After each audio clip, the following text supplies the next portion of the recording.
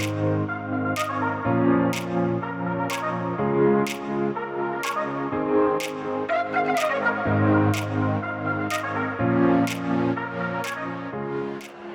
dia. Si voleu ja prendre seient perquè ja anem en retard i es espera una jornada llarga. Bon dia i benvingudes i benvinguts a aquesta aula magna de la Facultat de Medicina i Odontologia de la Universitat de València. Aquesta jornada dirigida a vosaltres, orientadores, orientadors, directores, directors de centres educatius, amb la qual s'enceta el programa Conèixer de la Universitat de València. Un programa que, com sabeu, després continua amb les visites guiades als nostres campus i centres i que enguany volem completarem amb una nova jornada que anem a anomenar de visites obertes que estem acabant de perfilar i que serà probablement cap a final d'abril, començaments de maig, perquè com dic, ja estem acabant la de perfilar, vol complementar aquestes visites guiades de febrer i obrir-les a altre públic i rematar i tancar molt bé aquest programa Conèixer. Ja us donarem informació més detallada. Habitual que siga la rectora, i no jo com a vicerectora d'estudis qui obriga la jornada, però és molt difícil quadrar bé l'agenda d'una rectora. Ha hagut d'atendre un altre acte, però sí que ens acompanyarà. Vindrà un poc més tard, cap a les 11, i per tant jo ara seré molt breu. Serà ella qui us dirigirà les paraules més institucionals i jo una vegada més agrair-vos la vostra presència, agrair al personal del Servei d'Informació i Dinamització de la Universitat de València el treball que fa possible aquesta jornada i tot el programa Conèixer, i insistir una vegada més en la importància d'aquest programa i en general que hi hagi una magnífica, boníssima coordinació entre vosaltres i entre nosaltres, entre la secundària i la universitat, perquè al final tots tenim un mateix objectiu, tenim una finalitat molt clara i comuna, que és formar persones que se realitzen professionalment i que es realitzen personalment. No és una tasca fàcil, és molt fàcil dir-lo, però és molt difícil d'aconseguir i, per tant, és molt important que totes les etapes educatives, i nosaltres som una etapa més educativa després de vosaltres, estiguem molt coordinats i que remem en el mateix sentit. I sense res més, donem peu ja al primer acte d'aquesta jornada, que és la conferència que enguany l'hem anomenada l'Estudiantat de Classes Populars, Accés i Permanència a la Universitat. L'han anomenada així, així serà el seu perfil, perquè la persona que ens acompanya, que és Delia Langa Rosado, muchísimas gracias, Delia. A partir de ahora, con B de Jaén, parlaré en castellà. Muchísimas gracias, Delia, por acompañarnos, por venir a darles a nuestros orientadores unas líneas de cuáles son tus especialidades desde el punto de vista docente y desde el punto de vista de investigación. Delia es profesora de Sociología de la Universidad de Jaén, pero dentro de Sociología ella imparte docencia en las titulaciones de maestro y en el máster de formación del profesorado, y por tanto toda su docencia está centrada en la formación de docentes, básicamente, y a nivel de investigación es especialista en desigualdades sociales y educativas, con una focalización en las diferencias en el acceso a la universidad de aquellas personas con un origen social más desfavorecido. Por tanto, desde su formación como socióloga, desde su formación como educadora de educadores y desde su investigación para clases sociales, el acceso y las dificultades en el acceso a la universidad para clases sociales más desfavorecidas, bueno, lo que nos va a explicar es concretamente lo que hemos querido transmitir con esa denominación. ¿Qué dificultades tiene en el acceso a la universidad a las clases populares más desfavorecidas y cómo podemos corregirlos? Cuando quieras, Delia.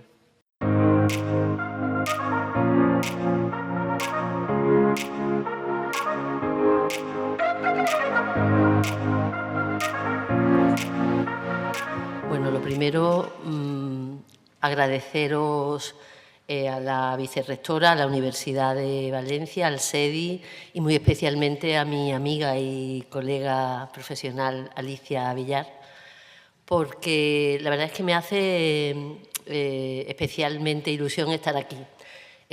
Alicia, cuando me contactó, fueron 20 y poco de octubre y a los pocos días Valencia tomó un protagonismo que realmente uno decía, aquello que hablé con Alicia se llevará, no sé, fue un shock, me imagino que a vosotros, pues todavía mucho más, totalmente más brutal. Con lo cual, estar aquí pues me conmueve. Voy a hablar de sectores sociales desfavorecidos. Me gustaría, he intentado organizar esta charla de manera que sirva para los profesionales de la orientación, todos los que estáis en secundaria. Y en ese sentido me quiero imaginar, espero que no sea solo una fantasía mía, que puedo colaborar algo en estas reflexiones que voy a compartir, en mejorar, ¿no? Que creo que ahora toca apoyar y mejorar, ¿no? En ese sentido, digo que especialmente agradezco la invitación. Os cuento, yo sé que, como bien ha dicho Isabel, Alicia cuando me invitaba, yo sabía que lo que quería era un poco que recogiera mi trayectoria, la verdad que ya larga, lleva teniendo unos años, y es larga, en lo que es el seguimiento de estudiantes universitarios de orígenes populares. Yo, sobre todo, lo he hecho con investigación cualitativa. Obviamente, siempre tienes que poner el marco cuantitativo en todos los momentos. Y creo que esta experiencia mía es la que buscaba Alicia para que volcara, a ver si lo sé hacer en un periodo relativamente de tiempo corto, para que, a ver qué conclusiones hay, se saben sobre cómo los estudiantes de orígenes más bajos han venido en las últimas décadas a la universidad. Voy a estructurar, y os lo cuento brevemente, para que no me pierda mucho el hilo y esto sirva de una forma práctica, me gustaría, para mejorar. Voy a hacer un breve inciso sobre a qué nos referimos con esto de las clases populares, que lo mismo los sociólogos y las sociólogas sabemos a lo que nos referimos y otra gente, a mí muchas veces mi alumnado me dice, ¿clases populares qué es? Vamos a ponerle rostro empírico así muy brevemente en un paréntesis. Después voy a entrar también brevemente a dar unas pinceladas de lo que fue la Universidad de los 90, porque es el momento inicial en el que yo empiezo esta trayectoria académica que digo con mi tesis doctoral, para ver después el cambio con el nuevo siglo, qué ha pasado, qué ha cambiado y sobre todo cómo estos cambios han afectado al estudiantado de orígenes sociales más bajos. Terminaré mirando el momento más actual y, sobre todo, ya digo, intentando proponer o dar pinceladas sobre cómo se puede mejorar, ¿no? Que es un poco en lo que más me gustaría ayudar con esta charla, esta disertación. Empiezo, por tanto, con el tema de ¿y las clases populares exactamente qué son en nuestro país? Fijaros, ahí lo que sabemos es archiconocido que España es un país donde las desigualdades sociales constituyen un problema casi estructural. En realidad, en las últimas décadas no es solo España. En el mundo se están agudizando las diferencias entre pobres y ricos. En España, más. Probablemente por determinadas circunstancias, no vamos a entrar en ellas, pero vemos cómo los picos de desigualdad aumentan con la crisis. ¿Qué tiene que ver esto con el tema educativo y, en concreto, con el universitario? Aquí he querido, cuando hablamos de clases populares, cuando hablamos de clase social, podremos operacionalizarlo de muchas maneras. Nivel educativo de los padres, recursos, ocupación. Aquí he cogido un gráfico porque me parece muy claro que son niveles de renta, como en España han evolucionado desde los 70 hasta el 21. Y vemos 4 grupos. El de abajo, en torno al 10%, la línea continua son las clases altas, vemos que es un 9-10% que se mantiene constante. La siguiente línea de guiones es una clase media alta, que también se mantiene en torno a un 20-25% constante, pero vemos cómo la siguiente, que sería una clase media baja, ha decrecido en los últimos años, y la última, la clase de los guiones, en la línea de los guiones de arriba, es la clase baja, que está en torno a un 35%, pero que fijaros el efecto tijera que pasa en los últimos años. Las clases bajas, las clases medias bajas, decrecen y pasan a aumentar las clases bajas. Realmente es un clásico en sociología hablar de la disminución de renta de las clases medias, aunque probablemente mucha gente sigue en los cuestionarios diciendo, autoconsiderándose de clase media. Pero lo que efectivamente ha pasado es que hay un empobrecimiento de clases medias bajas que engrosa las clases medias, las clases bajas. Todo eso podemos denominar, lo que yo he mirado en todos estos años, con estos cambios, podemos denominarlo clases populares. Son las clases que hoy, los últimos datos sobre la red de pobreza hablaba de un 48,5% de población española que tiene dificultades de llegar a fin de mes. Muchos de estos se van a considerar clase media, pero son gente que en todas sus decisiones, y estamos pensando ahora en cómo mandan a sus hijos, a sus hijas a la universidad, tienen constricciones, tienen apuros. Esas son clases populares. No pensemos, estamos hablando de los pobres vulnerables, que también han crecido y con las crisis son los que más han crecido, pero también ha habido una disminución de clases de renta media que genera en el tema educativo una mayor tensión. Se ha tensado más el sistema educativo a todos los niveles y también en la universidad, porque se busca un poco escapar de esa situación de vulnerabilidad que empiezan a conocer nuevos sectores sociales, que empiezan a ver que descienden o que tienen muy difícil que sus hijos continúen. Eso es lo que quiero que enmarque un poco. Primero porque es el tipo de... Cuando yo he mirado las clases sociales no he dicho aquí hay una clase trabajadora esencial que existe. No. Son las clases que tienen apuro y que han ido teniendo más apuro y que, por tanto, en sus apuestas educativas lo vamos a ver cómo hablan de que las condiciones han cambiado porque la renta ha cambiado, las posiciones sociales han cambiado y también las reglas institucionales han cambiado. Paso a mirar la Universidad de los 90, que es la primera, brevemente, pero creo que tiene sentido esa mirada longitudinal que yo puedo hacer por lo que he investigado. Cuando yo me acerco a la Universidad de los 90, ¿qué es lo que me encuentro?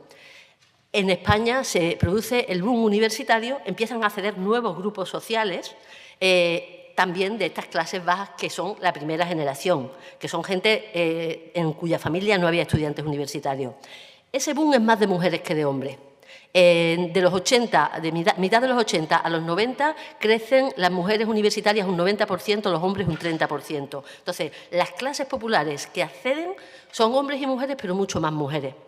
Eso, de todas formas, no elimina un problema que existía en esos momentos y sigue existiendo en la actualidad, que es el de la equidad de acceso a los estudios universitarios. Fijaros, en los 90, estos son tasas de escolarización. El grupo A, esos que, fijaros, esos son tasas de escolarización de la clase alta. Y fijaros, el grupo D son clases obreras sin cualificación, clases campesinos, que son también un sector, el sector rural tiene menos tendencia a enviar a sus hijos a la universidad. En las mujeres no, las hijas de campesinos casi que se comportan en estos momentos como si fueran de clase media, mandan mucho. Es decir, el boom universitario realmente de esta época es más de mujeres que de hombres. Pero lo que quiero decir es que, fijaros, el gráfico y esto tampoco ha cambiado tanto en la actualidad, sigue mostrando que para unas clases sociales el 70%, el 60% de sus hijos van a la universidad. Lo normal es seguir la carrera académica yendo a la universidad. Para el grupo de los trabajadores, después tenemos el grupo C, que son trabajadores en algunos casos no manuales, el porcentaje es el contrario, 20 y tantos, es decir, la mayoría se ha quedado fuera. Hay un proceso, este panorama de inequidad en el acceso es interesante en estos momentos y vamos a ver cómo ha ido evolucionando. Yo decía, no sé si lo he dicho, pero la mayor parte de la investigación que yo he hecho es cualitativa. Entonces, voy a ilustrar, intentaré no hacerme larga y pesada, pero me parece muy interesante echar mano de los datos que yo he producido a lo largo de mis distintas investigaciones, que son datos de verbatim, como veis, discursos de estudiantes que dicen mucho, ¿no? que hablan de cómo vienen y cómo están en la universidad. Estamos hablando esta es la investigación de mi tesis doctoral, ya hace mucho tiempo, pero fijaros que yo creo que sí es interesante lo que voy a contar. Una de las ideas centrales que yo destaco es el sentimiento de deuda. Estos estudiantes de primera generación, cuando vienen a la universidad, piensan que hay un peso, una carga, son una carga para con la familia. Fijaros, en lo que dice, perdón, quería poner la cita de Sergio, clase obrera urbana, dice, además, yo vengo de una familia que soy prácticamente el primero que estudia carrera y, por ejemplo, mis hermanos menores están trabajando. Hombre, para mí eso supone una responsabilidad ya con la edad que tengo, 21 años, y le parece que ¿qué hago aquí? Las mujeres apuestan de una forma más decidida, como hemos dicho, aquí tenemos una cita de una mujer, hija de pequeño propietario agrario, que los varones en este sector no piensan aún en los 90 apenas, a no ser que sea alguien muy, muy, muy bueno, no piensan en venir a la universidad, las mujeres sí apuestan de una forma más decidida. Y fijaros, sin embargo, cómo esta mujer, Pepi, también, no recuerdo si eran 19, 20 años, estudiante de magisterio, dice, lo que más me decidió fue que mis amigas, que todas estábamos estudiando lo mismo, y yo veía que había más posibilidades que otras carreras, y también que era una carrera que yo podía acabar, que las otras eran como más largas, es decir, hay venir a la universidad, pero de una forma en la que a ver si no me meto en una apuesta que me va a salir mal. Esto genera un tipo de decisión particular, ¿no? Terminando sobre esta época, pero resumiendo sobre, en este momento de expansión universitaria, donde verdaderamente es la primera vez que aparecen estudiantes de primera generación, ¿qué favorece y qué dificulta? Por entrar ya en la universidad más cercana a la actual. ¿Qué favorece básicamente? Lo que favorece venir a la universidad en gran medida es que se vea necesario. España se ha modernizado y más para las mujeres, y por eso apuestan más que los hombres. Los puestos de trabajo para las mujeres necesitan capital educativo. Eso siempre favorece, el que le veas utilidad. España en estos momentos ya ha cambiado toda su estructura productiva. Por otra parte, hay cambios institucionales que también favorecen la descentralización de la oferta y la política de becas, que ahora hablaremos. En España se descentraliza y llegamos a un campus prácticamente, progresivamente, a un campus por provincia. Eso favorece el acceso, la oferta. Condiciones de permanencia. Este sentimiento de deuda que está identificado antes de los estudiantes de primera generación va a la contra de permanecer. Es una tensión que gestionarla no es fácil siempre. También va a la contra en estos momentos la escasa cuantía y cobertura de las becas y ayudas. Todavía en España desde los 83 se empieza a ir consolidando un sistema de becas, pero son pocas, no cubren a mucho. Eso va a ir creciendo. Pero, igual que he dicho, las becas favorecen, las becas en una determinada cuantía, es decir, son las dos cosas, factor que atrae y factor que expulsa. Vámonos, como decía, al cambio de siglo. Ahí que vemos, la universidad sigue creciendo, hay una depresión en los 2000, probablemente en las becas, aparte de temas demográficos que habría que ver, y en esto no me voy a centrar mucho, probablemente las becas siguen creciendo hasta el 96 y hay una cierta atonía hasta el 2005. Probablemente ahí bajan los estudiantes por eso, además de por cuestiones demográficas. Pero lo que quiero sobre todo ver es que en ese gráfica de ascenso vemos que en el cambio de siglo, con la crisis del 2008, en principio los estudiantes siguen subiendo. cae, pero sube a partir de la crisis. ¿Por qué? Pues porque hemos dicho que cuando se ve más la necesidad de estudiar, la tendencia en todos los sectores sociales es a estudiar más y también en la universidad, a no ser que haya políticas o factores institucionales que lo desincentiven. Con la crisis y con todas las crisis, las familias se han empobrecido, pero han redoblado sus esfuerzos porque sus hijos, sus hijas estudien más. Ese es un elemento que yo quería destacar, porque desde el 2008 las generaciones de los chavales, las chavalas que tenéis ahora en el instituto son hijos de múltiples crisis. Es decir, que desde el 2008 un cambio fundamental es que no ha habido más que una concatenación de crisis. Las crisis normalmente han redoblado los esfuerzos por seguir estudiando, por las continuidades educativas. En el cambio de siglo, en el 2010, también hay que citar un cambio institucional que es la convergencia al espacio europeo de educación superior. ¿Y qué afecta a estos estudiantes de clases populares? ¿Qué supone el Bolonia, que además fue muy contestada? ¿Por qué? Pues porque de alguna manera cambia las diplomaturas y licenciaturas por grados. Las diplomaturas eran más elegidas, hemos visto antes ese proceso de estratificación horizontal de carreras más cortas para clases populares, puesto que son inversiones como menos arriesgadas. Eso, además de que Bolonia dice, bueno, se estudia solo, todo el mundo lo mismo, 4 años, pero eso, lejos de revalorizar los grados, lo que hace es como más necesario continuar después con un máster. Pero los másteres, también de Bolonia surge que los precios no son los mismos que los de los grados. Es decir, parece como que Bolonia alarga y encarece. Fijaros una cita, ya empiezo con otras citas de otra investigación, está en el 15 y 16, donde yo lo que estaba buscando aquí en esta investigación es que me hablaran de la subida de las tasas, sin embargo me hablan de Bolonia, confunden. ¿Por qué? Fijaros que es muy ilustrativa este verbatim de Miguel, que es un estudiante de Gestión y Administración Pública. Pues porque no sé, no quería universidad, vine pero no lo tenía claro. Fue ya también cuando cambiaron lo del plan Bolonia a los 4 años, y ya no eran ni 3. Él pensaba que estudiar era lo más probable 3. Eran 4, más el de repesca, como decimos. Si necesitas ahora, por ejemplo, que han puesto el inglés y todo ha cambiado tantísimo. El año de repesca, él, cuando yo le pregunto en la entrevista, me dice, claro, el del TFG y el del B1, que ahora me están exigiendo una acreditación de idioma. Lo que él entiende es, la universidad se ha puesto más larga, ya no son 3, es que son 5. Y probablemente la tendencia a los másteres desde entonces ha sido creciente. A este alargamiento que decimos de Bolonia se le da en el contexto de crisis, es decir, la crisis incentiva a seguir estudiando, pero la respuesta política a la crisis del 2008, a la gran recesión del 2008, fue recortes a todos los niveles y recortes a nivel educativo también. ¿Cómo se concreta esto en universidad? Primero, suben en el 2012 las tasas, pero además suben de una forma bastante importante. Suben entre un 35 y un 75%, dependiendo de que estuviéramos hablando de grados o másteres. Hay muchas diferencias, es verdad, por comunidades autónomas, pero además de que suben brutalmente las tasas, también se convierten en, varían según el rendimiento. Se establecen unas tasas de demérito.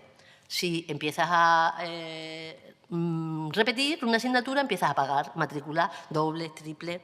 Fijaros, esta es una cita de una estudiante de Derecho que habla sobre ese cambio que ella experimenta en su carrera en las tasas. No estimula. Yo creo que al revés. Paraliza más la situación, porque tú realmente estás motivado de que tienes que estudiar a tal y cual, pero si te suben ese año, ya sabes, te planteas lo siguiente, el año que viene me matricula de 1 a menos, o esta me la tengo que quitar sí o sí, y a lo mejor le quito tiempo a otra asignatura, porque esta me la tengo que sacar obligatoriamente, porque si no el año que viene ya me cuesta el triple. Me están castigando las tasas de demérito, que realmente es algo que se establece a raíz de estos cambios, que son cambios muy orientados a reducir el gasto en educación. Podríamos decir, bueno, si las carreras en estos momentos, en esta segunda década del nuevo siglo, se han hecho más largas, más costosas, más sujetas a logro, obviamente el sistema de becas tiene que cambiar para compensar. En el 2013, el decreto de becas, lejos de lo que podríamos pensar, aprieta más las tuercas para el estudiante que necesita becas. Las becas cambian los requisitos académicos para accederlas y para mantener una beca.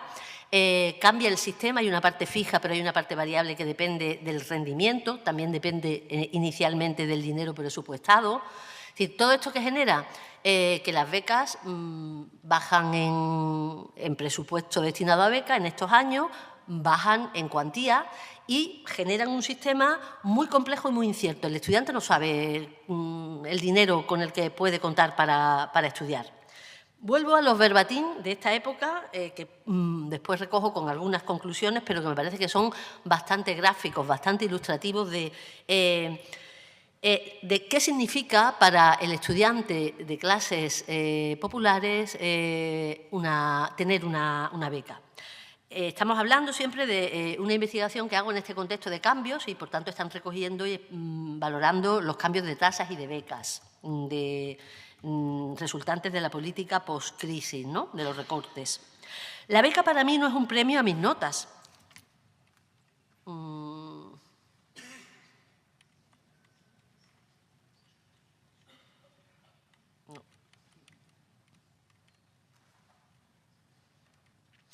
La beca para mí no es un premio a mis notas. Es lo que me ha permitido seguir estudiando, sí. Es alguien que ha perdido la beca con las nuevas condiciones. Las nuevas condiciones hacen que sea más fácil perder la beca y empiezas además a pagar matrículas más caras. Las recupero en tercero de carrera. De hecho, ya me dan una cuantía bastante importante, rozando los 3.000 euros. Y lo que hago es devolverles esos 900 euros a mis padres del año que me pagaron. Es decir, de nuevo ese sentimiento de deuda de sin beca tengo que depender de mis padres y depender de mis padres es algo que me genera una tensión. Lo primero que hago es devolverles. Es decir, sin beca se me complica seriamente el tema. De nuevo aquí esta joven de educación infantil. Por eso es lo mismo que me pasa a mí con la beca. Cuando a mí se me acabe, pues ya, si no encuentro trabajo, dependeré de ellos. La beca te permite gestionar esa dependencia, que es un factor que tensa a la contra de la permanencia. Rubén, de Educación Social, es muy claro cuando habla de cómo necesariamente el sistema de becas le incita a ponerse a trabajar. Fijaros, no hace falta que yo explique mucho más. El tema de la beca es muy complicado para según qué persona, porque tú ten en cuenta, yo me cedo un tope por unos 100 o 200 euros por el cual no me dan 1.000 o 1.500 euros más de renta y yo por eso tengo que trabajar, porque no me dan la beca hasta abril. O sea, yo ganaría más dinero de becas que trabajando y no puedo dejar de trabajar porque me dan la beca en abril. O sea, que si no trabajo no vengo. Venir a la universidad en estas nuevas condiciones implica ese tipo de gestión que hace que aumenten estas conductas de compatibilizar estudio y trabajo. Esta cita también nos habla mucho. Este es un estudiante que dice, pierde la beca, empieza a pagar matrículas dobles, con el miedo a que se encalezcan aún más, y dice, lo que hice fue partírmelo en 2 años y compaginé el estar en la facultad con trabajar. Y es que, al no tener esa ayuda, pensé cogerme menos crédito, a lo mejor dedicar un poco de tiempo a trabajar, que lo que me dediqué fue a cuidar a ancianos por las noches. Y ese poquillo dinero, ese poquillo tiempo que perdía, a lo mejor era dinero que podía ayudar a mis padres, ayudar a tus padres a que tus padres te ayuden. Es decir, esa tensión de unas becas que nunca han sido realmente tan potentes como para poder prescindir del apoyo de la familia, que no es lo mismo que se sienta como es lo que mis padres deben hacer, o es un sacrificio que, ojo, si no respondo, a lo mejor mi estancia en la universidad no queda muy justificada. Un poco, estudiar significa ahorrar, me voy a saltar esta cita, pero igual, en estos momentos cuando se hace esta reforma de las becas, es que el estudiante becario es un despilfarrador, lo que vemos es que el estudiante becario necesita hacer muchas cuentas y lo que viene a decir, yo voy guardando el dinero de un año para otro porque ese tiempo en el que yo no tengo beca, tengo que tener la del año anterior. ¿Qué es lo que...? Y voy ya un poco, no abuso más de fragmentos discursivos, aunque ya digo, me parecían muy interesantes por ponerle voz, ¿no?, a lo que este tipo de sectores dice sobre cuándo han venido de una manera muy sobreseleccionada a la universidad. Es decir, estos sectores sociales cuando han venido con mucha sobreselección previa. Cuando entran en situaciones que yo llamé en su momento de traspiés académicos, ¿qué quiere decir? Claro, es que si les va mal, es que es normal. Pero los traspiés académicos aumentan cuando han cambiado las reglas del juego. Los traspiés académicos ahora son más fáciles, son más los requisitos académicos para mantener una beca y cuando pierdes beca, la condición de becario te hace que empieces a pagar matrículas más caras. Luego, las distintas estrategias que vamos viendo, desde luego, ingeniería en las matriculaciones, como decíamos antes, empiezas a decir de a cuál me presento, a cuál no me presento, porque si no, esta la apruebo a la segunda, a la tercera ya. Compatibilizar estudios y trabajo, que veremos cómo los distintos estudios muestran un crecimiento de esta conducta.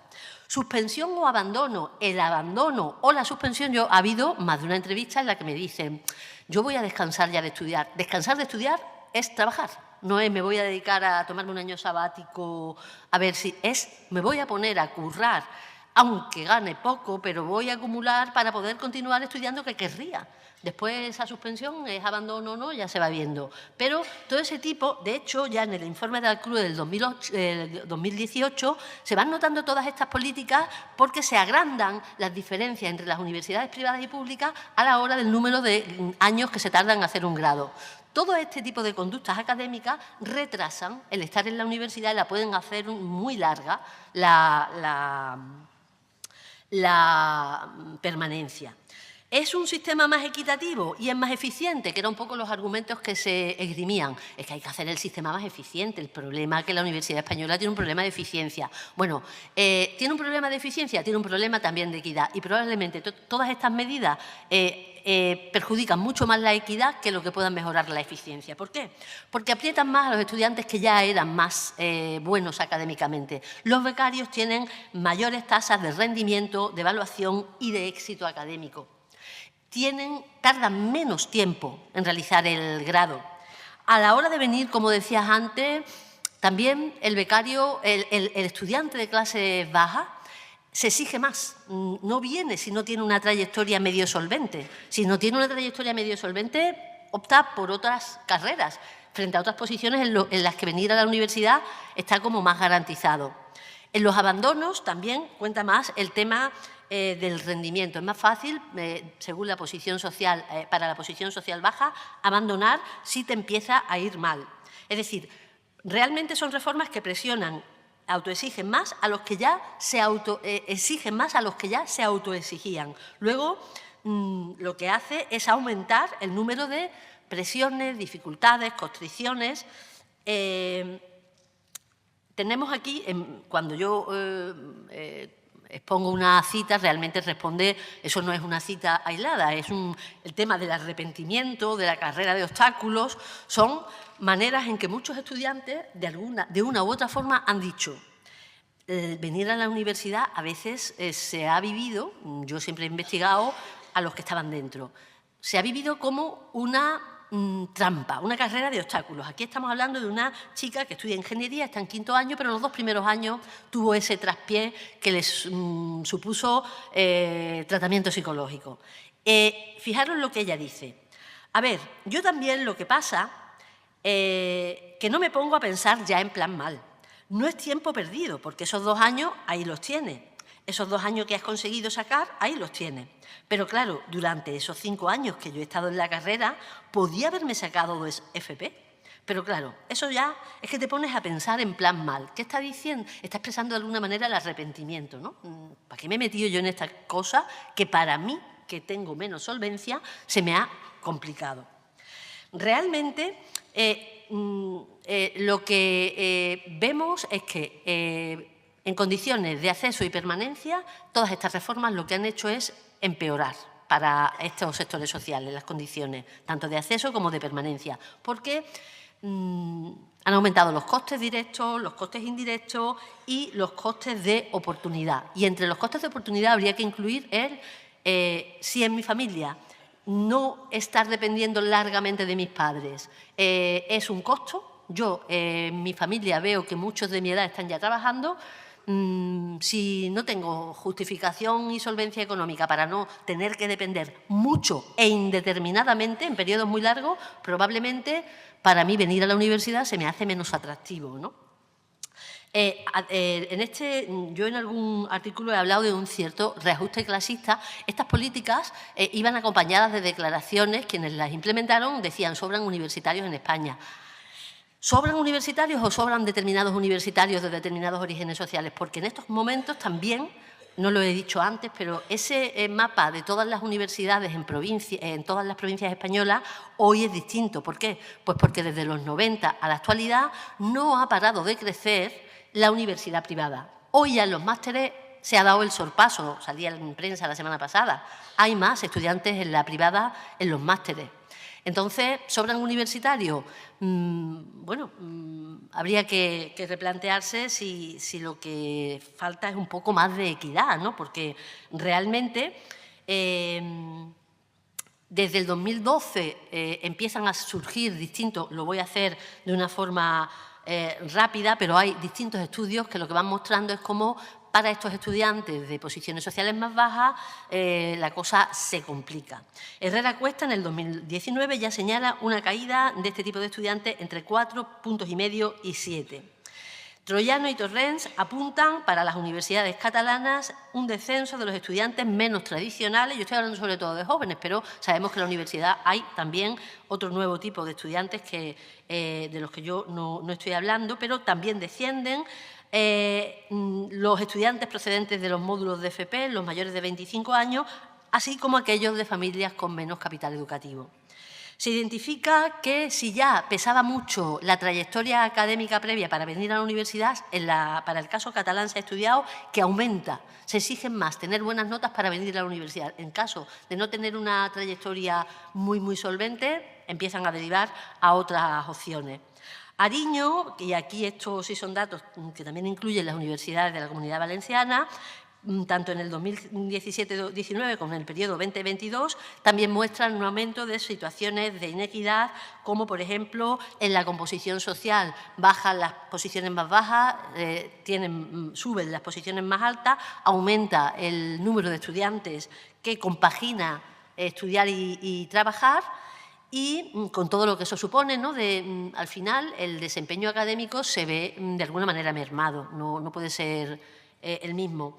Y el informe del 22 del Ministerio sobre abandono universitario se ve cómo crece el peso del origen socioeconómico como motivo para dejar la carrera. Quiero ya ir, no sé si voy bien de tiempo, yo creo que más o menos, para ir. Vamos a ir cerrando y viendo un poco.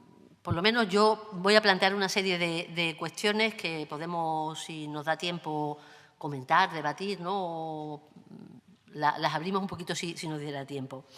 ¿Qué ha pasado desde esta época con todos los efectos? Bueno, hemos visto estudios hasta hace nada, ¿no? Pero ¿hay novedades que nos permiten decir el escenario ha mejorado? Es verdad que en el 2020 el esfuerzo de becas, el presupuesto de becas ha aumentado, importante. En lo que tiene que ver con que al estudiante se le haga más depender las ayudas del logro académico, en eso realmente no se ha cambiado sustantivamente. Y lo que sí es verdad que ha cambiado es que las crisis no han parado de suceder. Es que siempre estamos en una crisis detrás de otra, ¿no? Aquí tenemos ya la última, es la crisis climática que ha afectado ya de forma totalmente catastrófica a un territorio como este, ¿no? Es decir, se habla de una situación de policrisis. Hemos dicho, las crisis aprietan para estudiar más, aunque descienden los niveles de renta. Y la juventud, ahora tenemos de nuevo el tema de la vivienda. Fijaros cómo del 15 al 23 ha aumentado el precio de compra un 47%, pero el del alquiler un 58%. Si vemos los niveles de renta de la crisis del 2008 a la actualidad, esa barra grande corresponde a los jóvenes. En general, la mayor parte de la población, salvo los ricos, que cada vez se hacen más ricos, pero esos son los ricos riquísimos, eso no es ni clase media alta, son los grandes magnates, que en muchos casos son los que están encima tomando posiciones de poder. Me parece que nos gusta que nos manden los ricos. Esos ultra ricos no han perdido, pero en general todo el mundo ha perdido, pero fijaros que los jóvenes mucho más. La barra esa muestra que la pérdida. Entonces, lo que vengo es a indicar es cómo realmente todo esto retensa el sistema educativo, por aquello que decía al principio de que el miedo a la vulnerabilidad, el miedo a no poder, eso del ascensor social, el papel del ascensor social del sistema educativo, todos los estudios muestran que funciona muy defectuoso. Sin embargo, el miedo a la vulnerabilidad ha reduplicado el esfuerzo por seguir estudiando.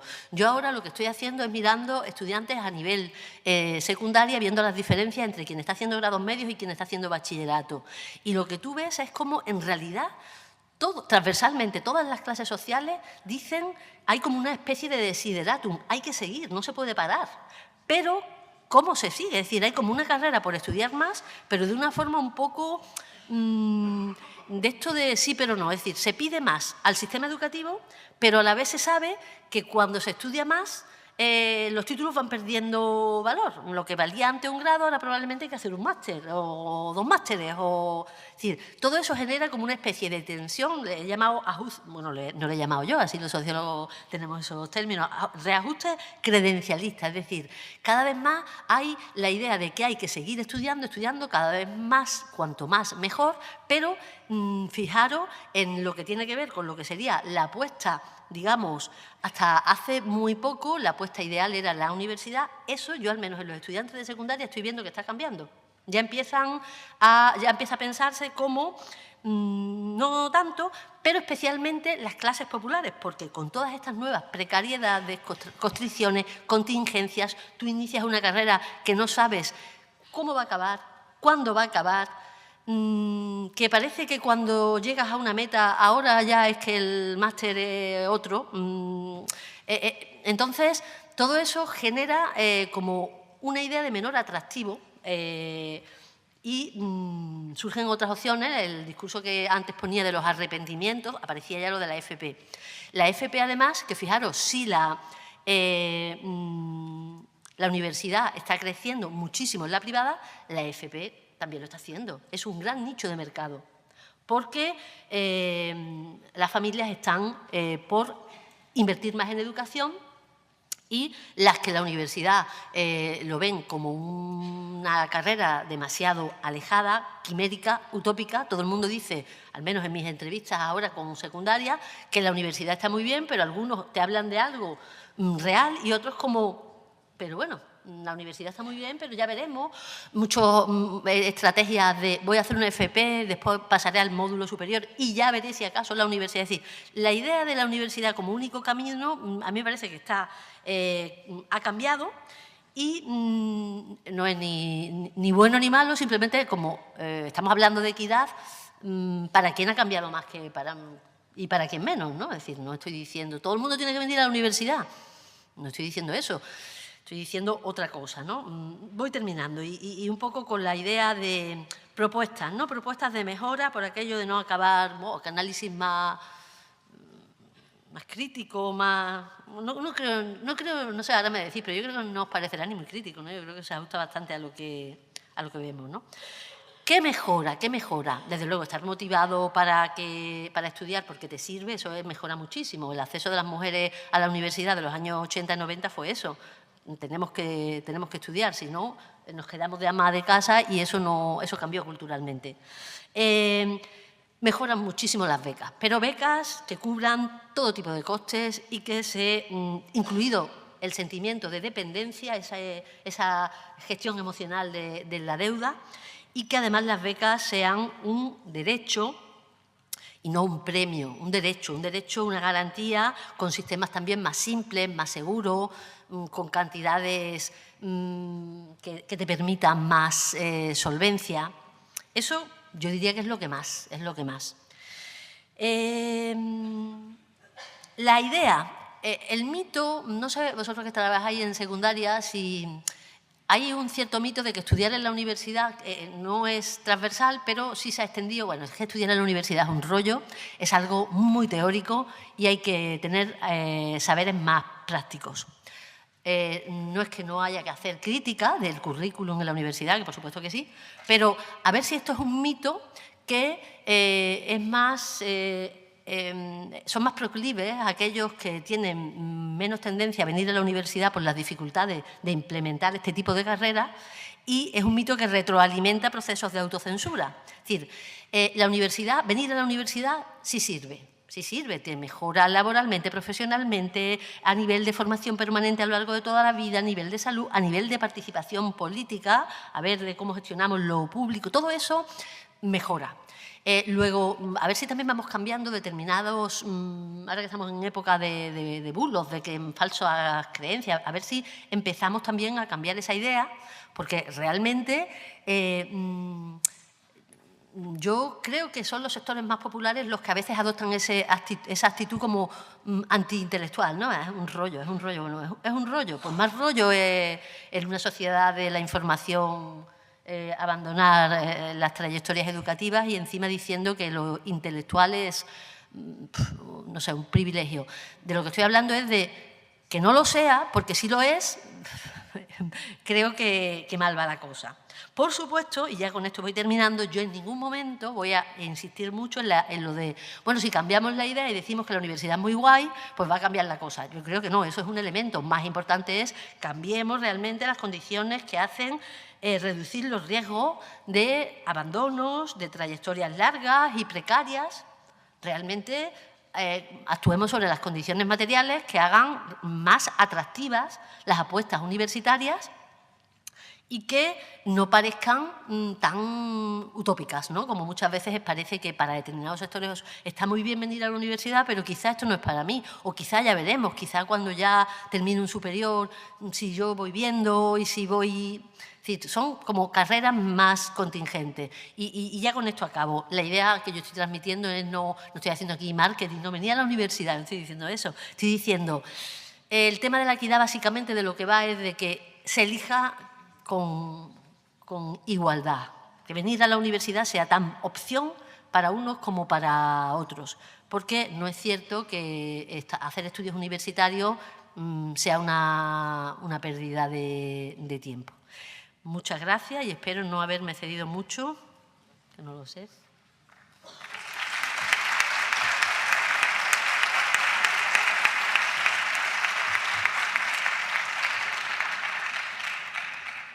Muchas gracias, Delia. No te has excedido en absoluto. Todo lo contrario, vamos muy bien de tiempo. Hay tiempo para bastantes preguntas.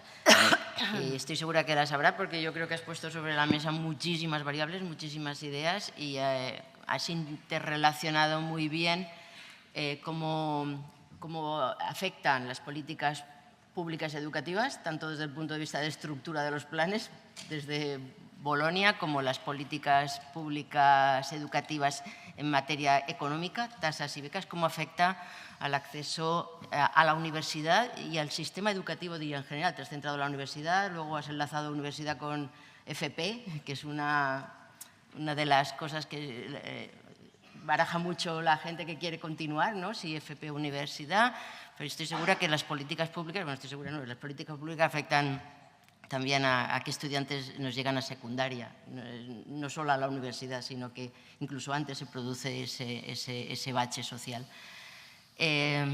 Pasamos a las preguntas.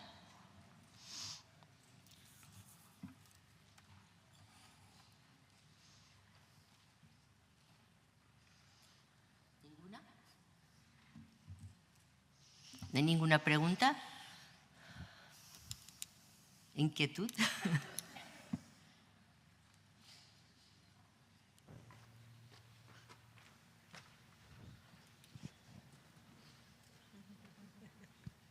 Bé, per trencar el gel. Delia, justo al final has apelado a cómo no es el objetivo promocionar de una manera no responsable el venir a la universidad. Mi pregunta es cómo desmontar algunos mitos, algunas falsedades, algunos estereotipos y cómo se puede, desde la responsabilidad y desde el compromiso, prestigiar la formación profesional sin desprestigiar la universidad. desde la información, el asesoramiento que hacemos en los servicios universitarios, en las universidades, desde el trabajo magnífico que hacen los profesionales de la orientación, qué estrategias o qué para no caer en esa trampa o para romper algún imaginario, incluso también para romper alguna barrera que sabemos o imaginamos que los hijos de familias que nunca nadie accedió a la universidad tienen como una barrera mental, que piensan que eso no es para ellos, y si encima se les abona con la idea de que esto no es para ti, pero es que encima esto tampoco no es bueno, entonces acabamos en una perversión que es sus familias, con su esfuerzo, están pagando la universidad pública y ellos nunca llegarán, porque tampoco podemos perder de vista que los precios son precios públicos sostenidos por los impuestos de todos, también de esas familias de clases populares.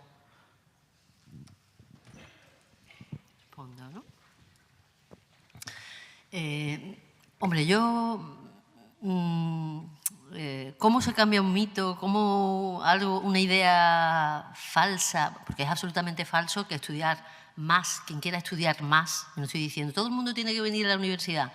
No, pero sabemos que hay autocensura a la hora de llegar a la universidad. Las cifras nos lo indican, ¿no? Cuando en un grupo social la mayoría o el 70, en torno al 70-60% viene a la universidad y en otro está en torno al 20%, lo que vemos es que, a no ser que digamos que son más talentosos genéticamente unos que otros, que ahí hay barreras. Entonces, ¿cómo se cambia esa idea?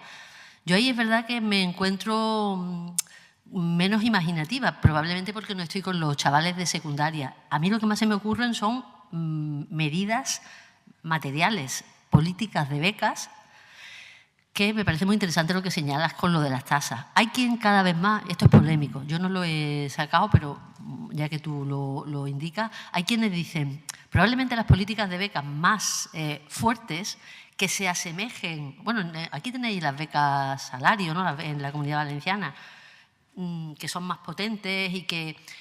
La idea es que realmente tú puedas gestionar, no depender de familias que viven en apuro, que viven con constricciones, como financiando más todo ese tipo de costes, directos, indirectos y de oportunidad. Pero claro, ¿y qué hacemos con las tasas? Cada vez más hay quien está diciendo que las tasas deberían cambiar, que las tasas deberían ser progresivas, pagarse según renta.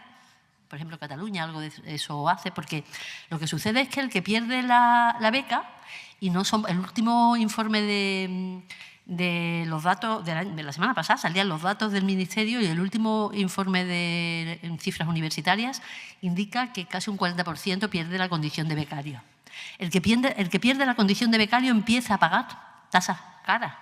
Entonces, a lo mejor habría que también cambiar un poco el sistema de tasas y garantizar más el que no entres en ese cúmulo perverso de precariedades en que si eres becario, genial, y de hecho los becarios sacan en menos tiempo las carreras, se presentan más, aprueban más, tienen tasa de mayor compromiso académico, mientras que no caigan en traspiés académicos. Pero los traspiés académicos no son tan difíciles. Si eres genial y nunca te pasa nada, es decir, si eres un alumno brillante y nunca te pasa nada, estupendo, no tienes ningún problema, pero eso sabemos que la vida tiene muchas contingencias y esas contingencias no tienes un colchón que no sea el familiar exclusivamente, pues empiezas no solo es que pierdes la condición de becario, que ya digo, no es algo minoritario, un 38 y pico % actualmente la pierde, con lo que empiezas a pagar tasas también caras. Eso invita al abandono o a empezar a trabajar y a empezar a hacer comportamientos que no favorecen el desempeño académico. Entonces, yo, en cuanto a cómo cambiamos la idea, Yo creo que lo fundamental es cambiar el entramado institucional para que... Es decir, que no creo mucho en... Vamos a decir que esto está muy bien. Vamos a decirlo, por supuesto, y hay gente que eso lo sabe hacer perfectamente. Yo no sé, no tengo ahora mismo respuesta concreta, no sabría decirte, pero cambia... ¿Cuándo cuándo las clases populares acceden masivamente y por primera vez en nuestra historia, y sobre todo a las mujeres? Pues cuando empiezan a cambiar las reglas institucionales a favor. Tímidamente siguen habiendo problemas de equidad, pero que si tú a esos problemas de equidad le haces cambios de tipo que todavía reajustan más y las becas las condicionas casi a que solo si eres un estudiante excelente y no te pasa nada en la vida, porque tú puedes ser un estudiante excelente, pero puede pasarte algo que hace que te pierdas la beca y que empieces a pagar tasas. Con lo cual yo creo que lo que dice Fernanda tiene sentido. Relacionar lo de las tasas que se pagan con impuestos, con probablemente, es un tema polémico, pero que probablemente, y los que estudian becas están cada vez más diciendo las tasas a lo mejor habría que modularlas un poco para poder reforzar el sistema de becas, mucho más allá incluso de becas como las que tenéis aquí de los 6.000 euros, para que tú tengas una solvencia que te permita proyectar sin tantas contingencias que resolver. Y, por supuesto, lo de la FP que dices me parece, obviamente, la FP yo creo que está ganando en prestigio y lo estamos viendo, lo que está creciendo muchísimo en la FP frente al bachillerato. Bueno, la universidad sigue creciendo, tampoco es que, y sobre todo es la privada la que está creciendo, pero la FP muchísimo más, también la privada, pero también la pública. Luego, el problema del desprestigio de la FP está resolviéndose. Yo creo que se está resolviendo. ¿Que hay que incidir más? Es decir, que yo en ningún momento estoy diciendo, pues, FP, no hay que hacer FP, hay que hacer universidad. Hay que elegir acorde a tus preferencias. Pero yo, por ejemplo, en la FP me parece que en gran parte el tema del desprestigio que teníamos como un lastre se está resolviendo y la gente está apostando mucho más por FP y muy bien, vamos, porque en ningún momento estoy diciendo que eso no tenga sentido en una sociedad como la nuestra. Además, todo el bloque de estudios medios postobligatorios en España es menor que en los países europeos, con lo cual, si eso cambia, probablemente nos estamos poniendo más en sintonía con lo que son economías como las de nuestro entorno, ¿no? No sé si te ha ayudado un poco lo de las ideas. Tengo pocas ideas. No sé si a alguien se le ocurre o quiere... Tampoco hace falta que me hagáis preguntas, podéis...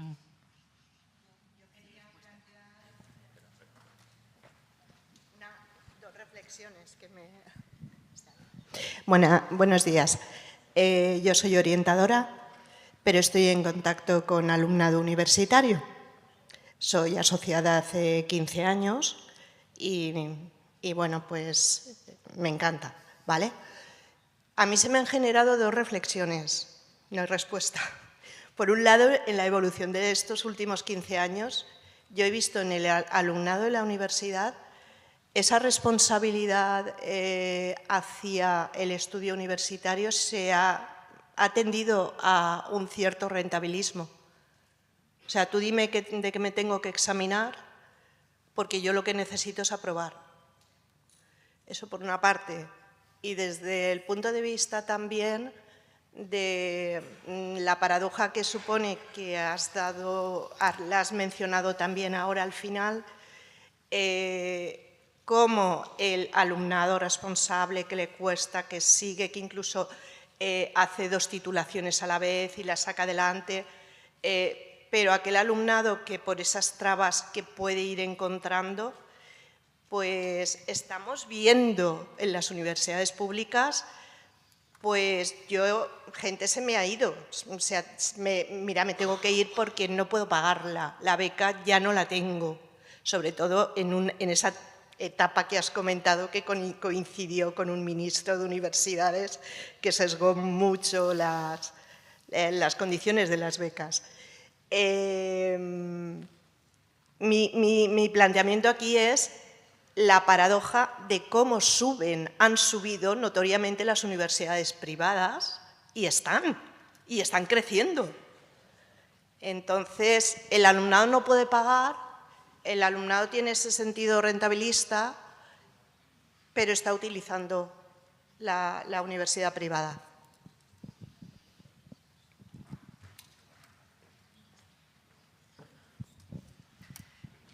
comentar, ¿no? Porque eran reflexiones. Pero eso es lo que decía de lo del el ajuste credencialista es cada vez más. Se sabe que el título vale. Y el título a veces se convierte en algo absolutamente instrumental. No me compliques la vida que quiero el título. Entonces eso genera... Y en la privada, obviamente, el acceso a la privada, eso sí está clarísimamente condicionado por origen social. Todo lo que sea aumentar el coste privado. Cuanto antes decía el reajuste credencialista, del cierre social, lo que estamos diciendo es cada vez se estudia más. Cada vez los títulos en esa inflación pierden valor. Pero ¿cuáles son los que más valor tienen? Los más largos, los más difíciles o los más caros. Y ahí siempre acceden las posiciones más... Por tanto, el cierre social se estudia más, pero el estudio sirve como cierre también para otros grupos sociales que tienen que seguir estudiando, probablemente más para menos. Más años, más costos, más... Por eso yo creo que es un gran negocio ahora mismo, tanto la FP es un gran negocio. Jo, si me lo permetís, per la reflexió de les privades, que jo sempre me la faig també, no? Com és possible que vagin augmentant i augmentant i augmentant les privades? No tinc la resposta clara, però jo pense que és per el tipus d'oferta que fan. La privada fa una oferta molt sesgada. La privada fa una oferta dirigida a una classe social determinada, però sobretot en unes titulacions determinades on hi ha molta demanda.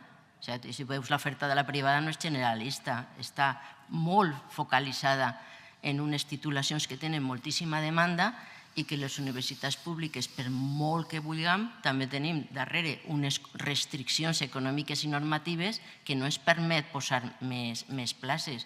I un exemple és l'aula on estem. A Medicina se queda fora de la Universitat de València de l'ordre de 3.000 persones cada any, a Magisteri de l'ordre de 2.000, el màster de formació del professorat de l'ordre també de 1.000. I les titulacions són les que clar, tenen una cabuda en la privada de les classes socials més elevades, inclús de les altres que fan tots els esforços possibles i no possibles perquè necessiten i volen aquest títol, perquè el títol val. Jo crec que sobretot és pel tipus d'oferta que fan, no fan una oferta social, fan una oferta sesgada i concreta. I online. Bueno, això jo no volia dir res perquè n'hi hauria molt que parlar, no? També del tipus de docència que és més accesible. En la privada lo que más está creciendo en los másteres son los másteres online. Eso también compatibiliza situaciones de trabajo, es decir, que también hay una ventaja competitiva acorde con estos tiempos de títulos y títulos y títulos.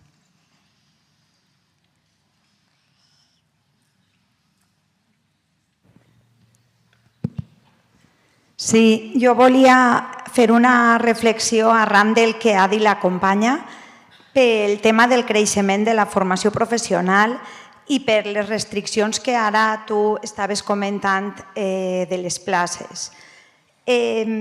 Analitzant les notes de tall d'aquest 2024, aquell alumnat que vol estudiar una carrera de ciències o de ciències de la salut o enginyeries, i en això abastaríem les dues universitats que tenim a València, tant la Politècnica com la de València, només tenim 4 enginyeries i 2 carreres de la Universitat de València que la nota està per davall de 10.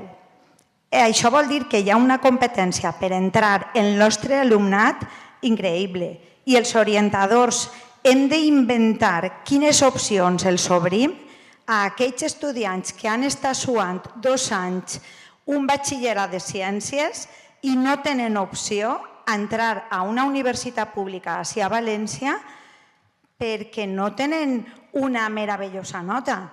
En una nota digna no poden entrar a la universitat. Clar que creixeran les demandes en les universitats públiques i clar que creixeran les demandes en la formació professional perquè són les vies que s'estan donant.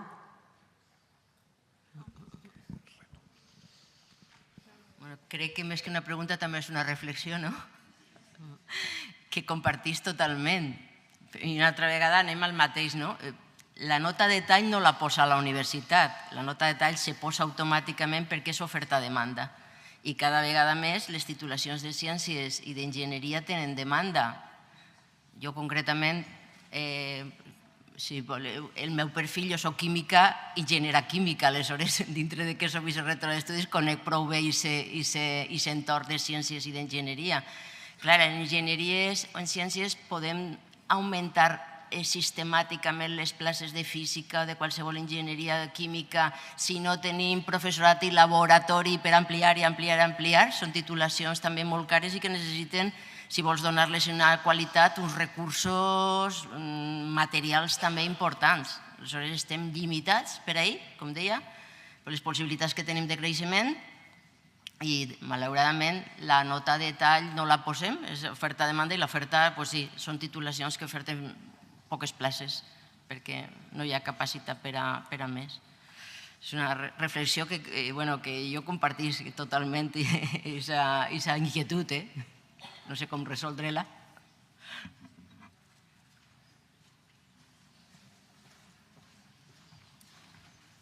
Ja tenim així la nostra rectora. Moltes gràcies. Ja havia... ¿Se puede preguntar todavía? Molt bon dia.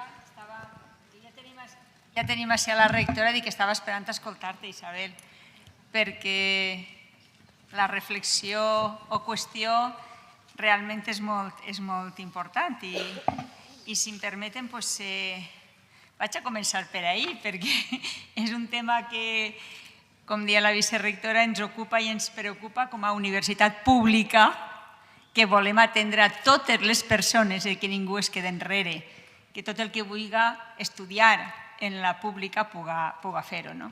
I ho tenim complicat, Però bé, abans d'entrar en aquest tema volia agrair una vegada més que esta reunió, este acte de conèixer, que és per conèixer millor la universitat i conèixer millor la Universitat de València.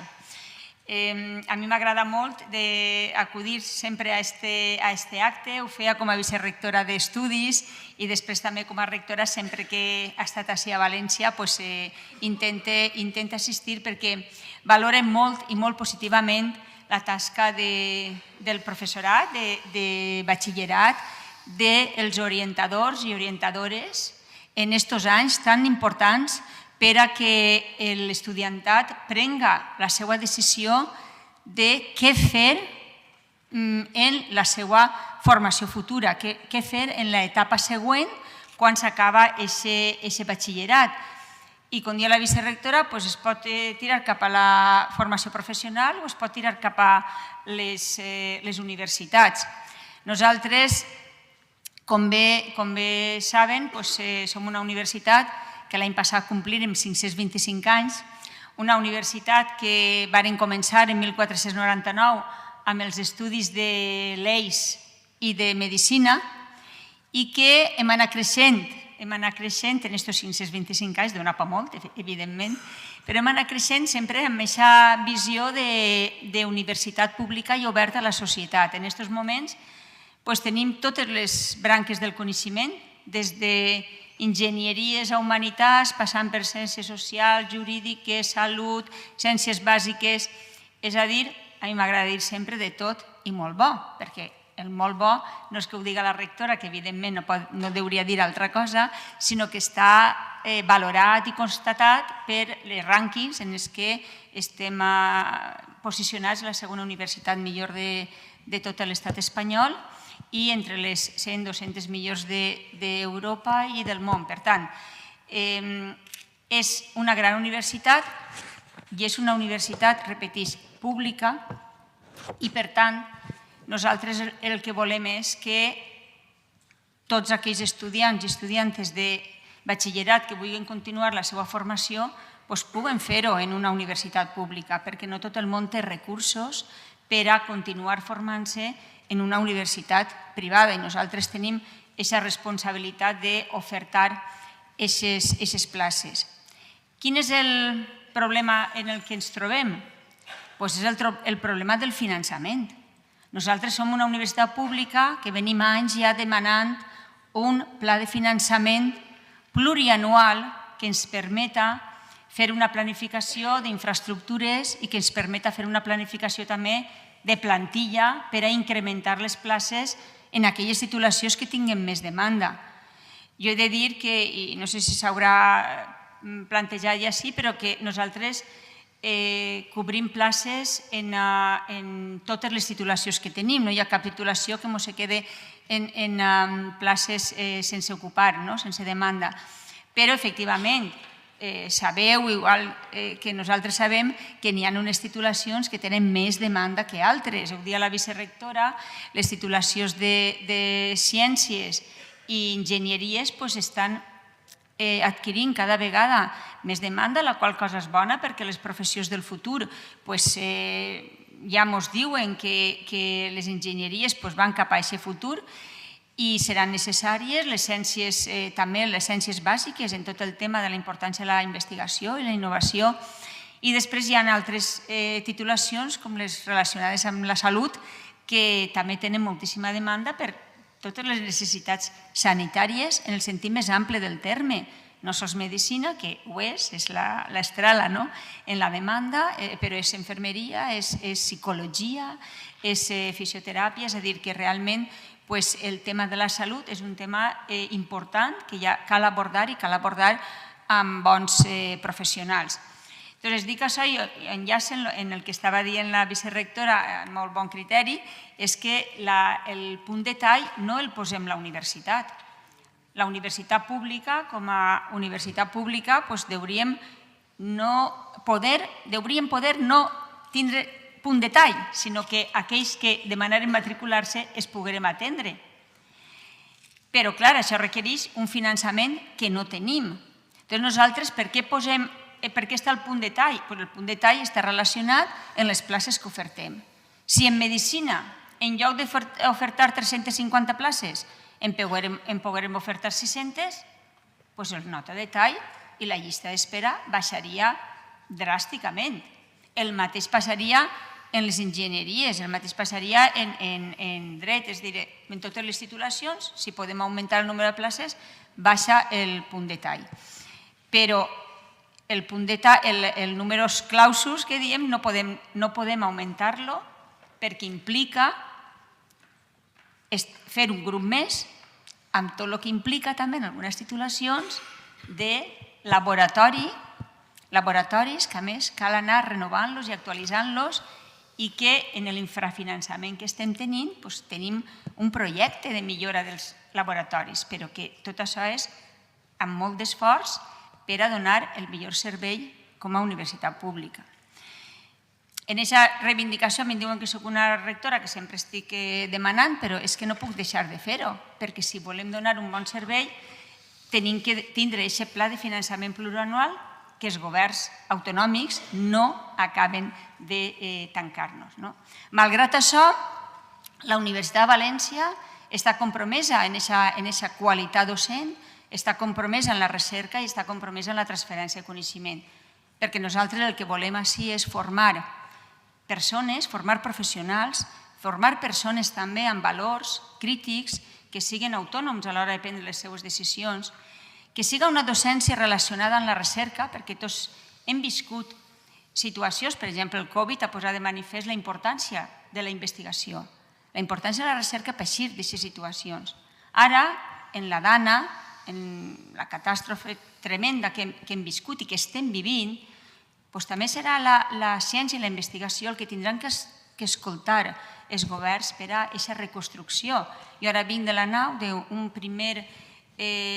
primera jornada sobre precisament les infraestructures, la situació hidràulica, el que podríem dir la geografia física i el territori, per a aportar unes conclusions als governs que permeten una reconstrucció i sobretot una prevenció, no que actuem reactivament perquè hi ha una catàstrofe i tots actuem, sinó que la ciència i la investigació es permeta actuar proactivament abans de que passe per a previndre-ho. La Rià del 57 desvia el riu.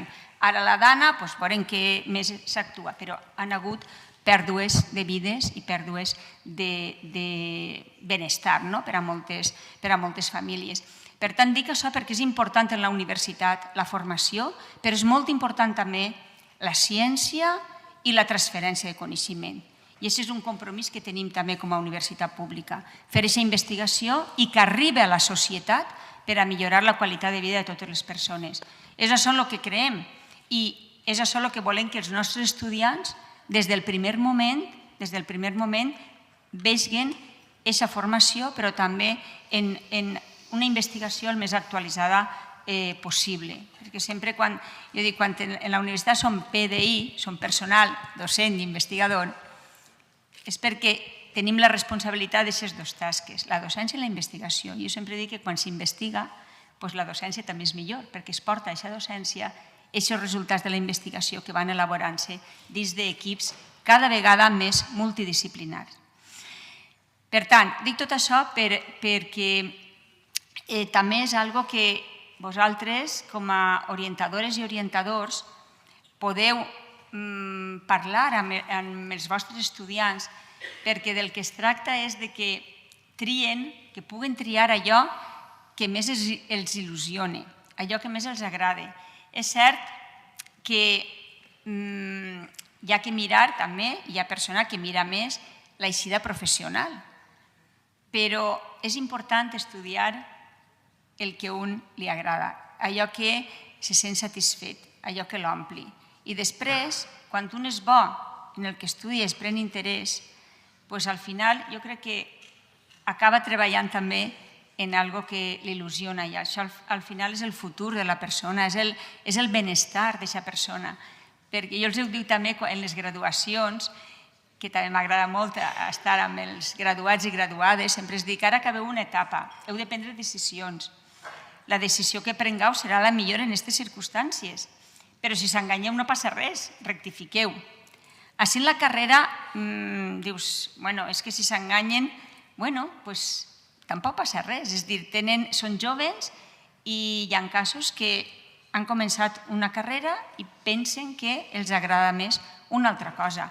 Es pot canviar, però hi ha que evitar-ho simplement per la satisfacció personal d'un estudiant, no tant per el temps perdut, perquè són joves, sinó per realment que no tinguin una experiència de frustració, que és el que caldria evitar. I per això és important aquesta orientació i donar-los aquesta confiança a l'hora de prendre les decisions. També a les famílies, perquè encara jo crec que també tenen un paper important, les famílies, els pares, les mares, per dir estudieu això, estudieu l'altre, i de vegades sense massa més pensant en el que ells voldrien que feren que en el que realment el seu fill o la seva filla realment és bo o li agrada. Llavors jo crec que ahir també aquesta tasca de relació amb les famílies és algo important que teniu que treballar vosaltres perquè encara és important. I sobretot, per això, dedicar molt de temps a aquests estudiants, donar-los el màxim d'informació possible, perquè sempre és millor decidir amb molta informació que amb poca informació, i així s'eviten més errades. Simplement felicitar-vos també per el vostre treball. És un treball molt bonic, jo crec que és un treball molt bonic perquè és bonic i és important. És bonic perquè ajuda moltíssim a que els joves continuen el seu futur. I sempre el tindre persones al costat de confiança és algo que els ajuda moltíssim en desenvolupar també aquesta seguretat en ells i en elles mateix. Per tant, enhorabona per el treball que esteu desenvolupant. Moltes gràcies per aquest treball, perquè a nosaltres ens facilita també la vida a la universitat, perquè és el pas previ a la universitat. Per tant, he de donar-vos les gràcies en aquest treball. El que estigueu avui així és un compromís de recabar informació, de conèixer més la universitat i així poder orientar millor a aquests joves que tenen tota una vida per davant i que la societat necessita d'aixòs professionals en tots els àmbits, en totes les matèries. Fan falta humanistes, fan falta filòsofos, fan falta filòlegs, fan falta enginyers, fan falta psicòlegs, fan falta educadors. És a dir, fan falta, no hi ha cap... Jo crec que en aquests moments no podem dir és que això no fa falta. Sí que fa falta. Fa falta en una societat tan canviant com la que estem vivint i que cada vegada més, no? I fa falta també aquesta educació en aquests valors de democràcia, d'inclusivitat, de solidaritat, que veiem en alguns casos i en alguns països que estan tremolant i, per tant, és més responsable encara i més necessari el formar els jovens també en aquests valors que, en definitiva, van a ser els que dirigisquen la societat del futur. I una societat, i tots volem una societat de benestar a tots els nivells. I aquesta societat de benestar passa per la llibertat, per la inclusió, per la realització personal, per la solidaritat. Per tot això passa una societat de benestar, si no, no tindrem aquesta societat de benestar. Vull agrair també al CEDI tota la tasca que fa durant tot l'any i també especialment en aquests encontres. També a Alicia, la delegada rectora per aquestes trajectòries acadèmiques, que ens ajuda moltíssim per a veure com evolucionen també, com arriben i com evolucionen els estudiants en les diferents titulacions.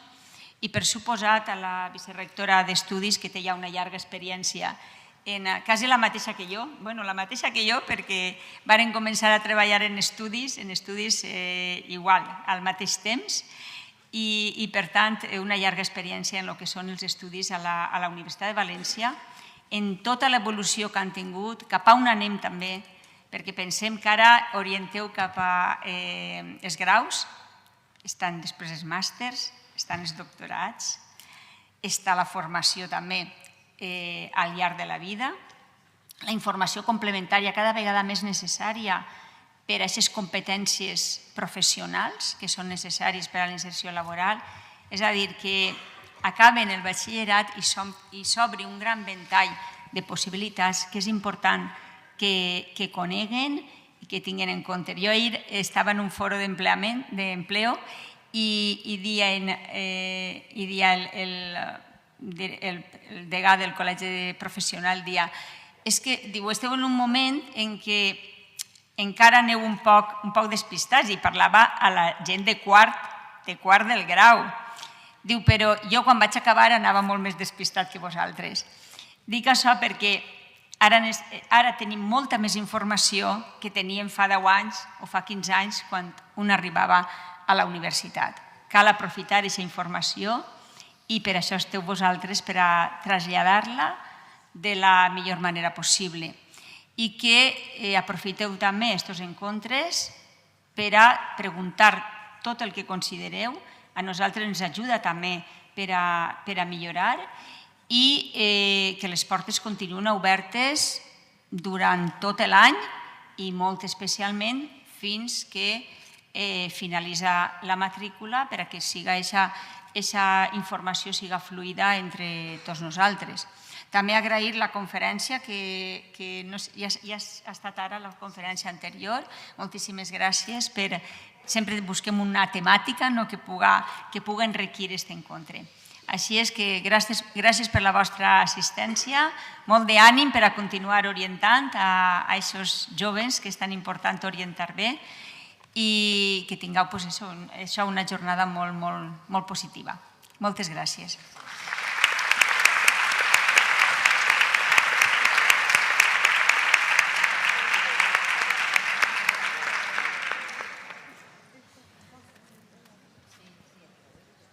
Si nosaltres continuem, de fet, crec que encara queda alguna pregunta. O sigui que, tras este parèntesis que agraïm a la rectora... Moltes gràcies per... Hola.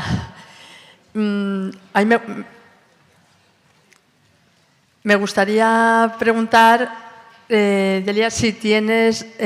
Aquí, estoy aquí. Aquí. Datos desagregados entre la situación de mujeres y hombres en cuanto de clases populares en cuanto al acceso y la permanencia de todo esto que has explicado. en la universidad. No. No. Pues nada. No. Es verdad que es un tema... mi especialización siempre ha sido clases sociales, ¿no?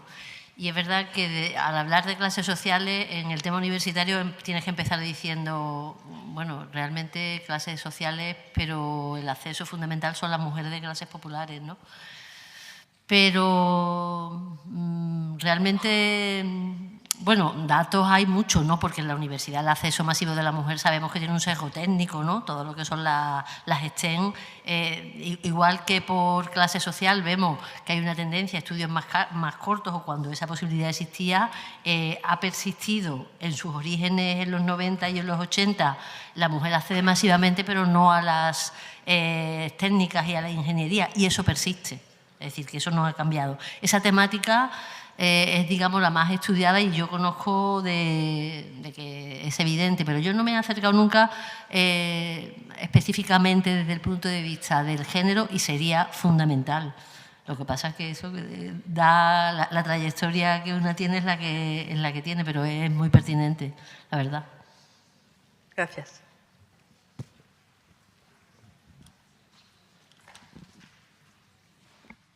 No sé si hi ha alguna altra pregunta.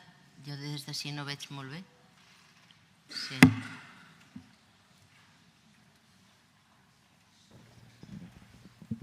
Hola, muchas gracias por estas jornadas. A ver, yo mi pregunta era sobre todo, como la idea es conocer un poco la universidad, una de las funciones nuestras es visitar las universidades con nuestros alumnos. Entonces, este año yo quería comentar, ya que estamos aquí, la rectora ha dicho que era un poco también pues para cualquier duda que tengamos, este año se han quedado muchos alumnos de segundo bachillerato fuera porque hay como números reducidos. Entonces, claro, yo creo que esto sí que se tenía que replantear, porque no podemos estar todos los orientadores a las 9 de la mañana, a las 8, ahí esperando para ver quién va a coger el turno, quién no, y que siempre, seguramente, se van a quedar unos cuantos alumnos fuera. Este año a lo mejor me ha tocado a mí, al año que viene, si yo me pongo como si fueran las rebajas de Zara, supongo que lo conseguiré. Entonces, yo quiero que hagamos una reflexión a ver si esto lo podemos mejorar. Nosotros, por ejemplo, somos de Utiel, de una zona de la Dana, donde hay muchos alumnos con muchas dificultades, muchos problemas. En la UPV, por ejemplo, sí que se ha dejado un día en concreto para esos alumnos. Y luego también intentamos utilizar que el día 18, que es cuando se va a la UPV, vayamos a la UV, porque venimos de muy lejos. Entonces, claro, solamente hay un día que coincide. A lo mejor, si yo hubiera sabido que ese día estaba tan lleno, hubiera podido a lo mejor optar a los otros siguientes. Tampoco dejaba esa posibilidad. Entonces, a mí sí que me gustaría que se replanteara de cara al año que viene o que se nos dijera cómo lo tenemos que hacer para que no nos ocurra esto, que a mí este año la verdad es que me afecta bastante. Era solamente eso. Gracias. Yo creo que ese es un tema no de la conferencia, es para mí y por eso te respondo yo. Somos totalmente conscientes de las circunstancias especiales que se han producido este año por la Dana y por algún replanteamiento que hemos hecho. En general, siempre nos gustaría que hubiese más oferta de días y de horarios para venir. Hay que establecer siempre un equilibrio entre el número de días y el tipo de visitas que queremos hacer, y me explico. Nosotros, por ejemplo, yendo otra vez al entorno de ciencias e ingenierías, nos gusta enseñar laboratorios, que la visita no sea una mera conferencia o una visita muy superficial.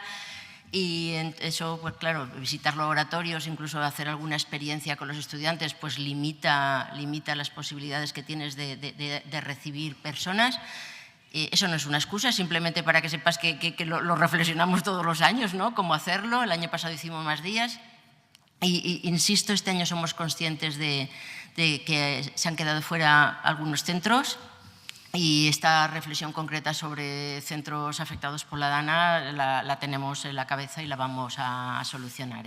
Cuando antes he dicho que el programa se iniciaba hoy, se continuaba con las visitas y que este año además había, que ya lo habíamos previsto previamente, unas visitas abiertas, pues además de esas visitas abiertas, como lo que queremos es dar un programa lo más completo posible, vamos a analizar esas disfunciones que se han generado este año de personas y centros que no habéis podido acceder bien a las visitas de febrero.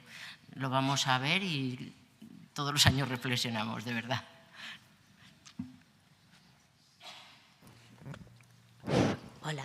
Hola, mira, yo quería hacer una propuesta porque pienso que cada vez es más real que tenemos que trabajar en la universidad de la mano de la FP.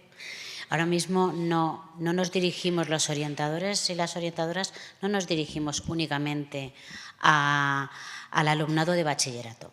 No, en mi centro, por ejemplo, hay muchos más estudiantes de FP que vienen a visitar la universidad y a presentarse a la PAU.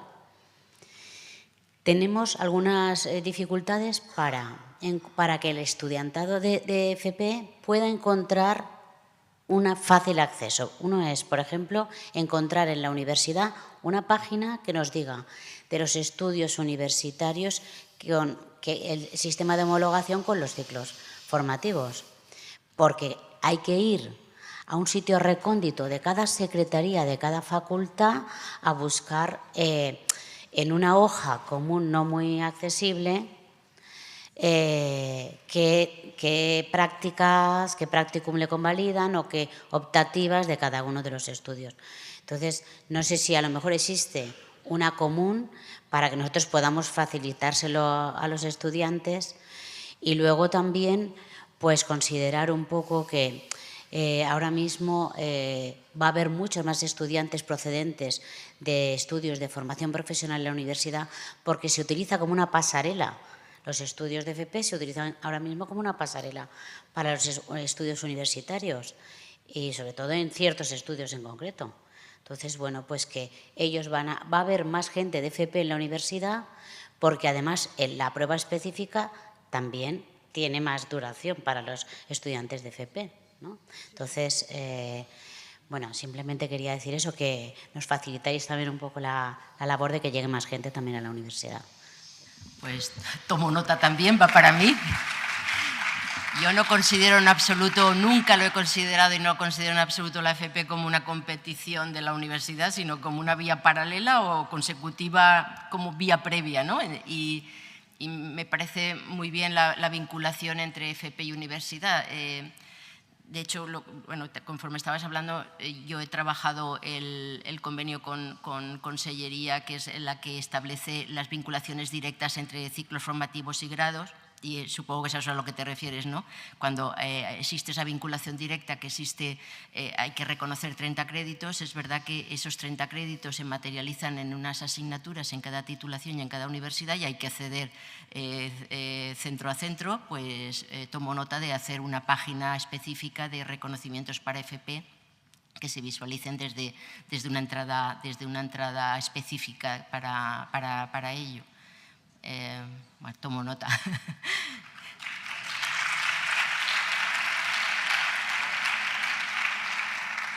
Y si os parece, como ahora ya también estamos con un turno de preguntas un poco al margen de la conferencia y vamos en tiempo, pero incluso ya un poco pasadas, pues paramos aquí, porque luego yo voy a continuar aquí, en la mesa y en la silla, y puedo continuar contestando.